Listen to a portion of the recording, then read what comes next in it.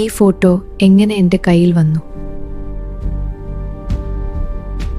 ദർശനക്ക് വഴിയിൽ കണ്ട അഭിലാഷിന്റെ മുഖം ഓർമ്മ വരുന്നു. ദർശന ആ ഫോട്ടോയും ബയോഡേറ്റയും ഇങ്ങെ തന്നേക്ക്. അച്ഛാ അച്ഛാ. ദർശന ഫോട്ടോയും ബയോഡേറ്റയും അച്ഛന്റെ കയ്യിൽ കൊടുത്തു. ഈ പയ്യൻ അധ്യാപകനാണ്, എനിക്കാവശ്യം ബിസിനസ്സുകാരനായ മരുമകനെയാണ്.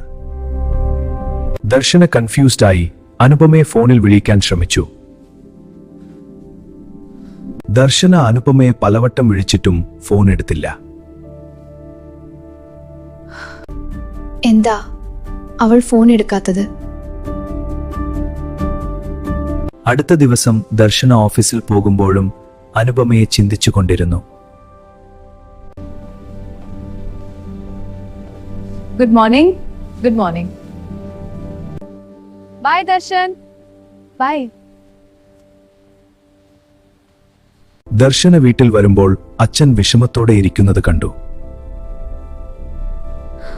അച്ഛന്റെ മുഖത്ത് ആശങ്കയും വിഷമവും ദർശന കണ്ടു. അച്ഛാ, എന്താ ഇങ്ങനെ ഇരിക്കുന്നത്?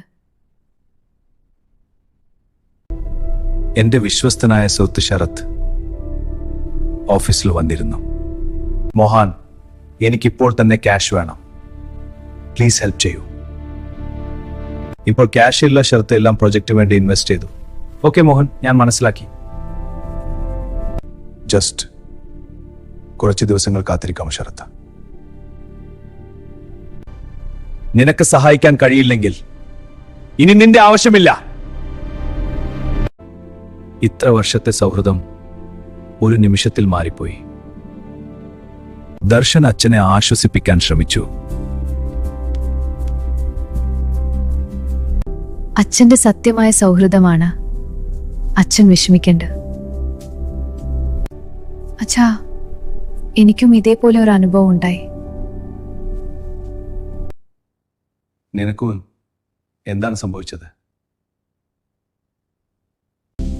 ഞാൻ ഓഫീസിൽ നിന്ന് വരുമ്പോൾ ഒരു പാവപ്പെട്ട ആളെ കാണാറുണ്ടായിരുന്നു.